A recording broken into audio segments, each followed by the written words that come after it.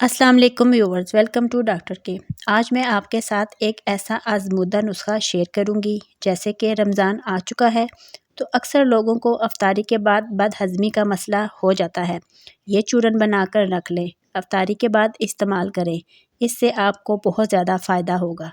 नुस्खा शुरू करने से पहले अगर आप मेरे चैनल पर न्यू हैं तो मेरे चैनल डॉक्टर के को सब्सक्राइब कर लीजिए, क्योंकि मेडिसिन के रिलेटेड और अद्वियात के रिलेटेड आपको बेहतरीन और कारआमद नुस्खे मिलते रहें। तो चलते हैं अपने टॉपिक की तरफ। सबसे पहले आपको लेना होगा मिश्री 100 ग्राम। ये साफ़ सुथरी होनी चाहिए। और उसके बाद हमने इसके अंदर ऐड करना है अनारदाना।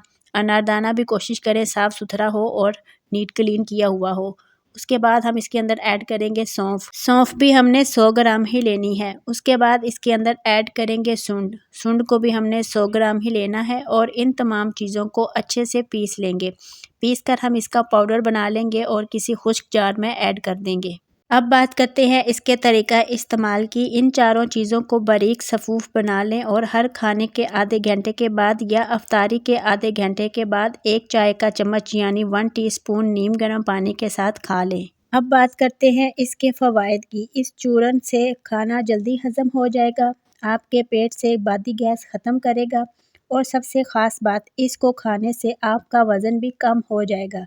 ये बहुत ही आजमूदा नुस्खा है। इसे अपने घर पर ज़रूर ट्राई कीजिएगा। वीडियो अच्छी लगी हो तो लाइक कीजिएगा और अगर फ़ायदेमंद लगी हो तो मेरे चैनल डॉक्टर के को सब्सक्राइब कीजिएगा और अपने दोस्तों के साथ ज़रूर शेयर कीजिएगा ताकि वो भी फ़ायदा हासिल कर सकें। इस वीडियो के हवाले से कोई सवाल हो तो आप कमेंट्स में मुझसे पूछ सकते हैं। रमज़ान का महीना है, अपना और अपने प्यारों का ख्याल रखें और मुझे दुआओं में याद रखें। अल्लाह हाफिज़।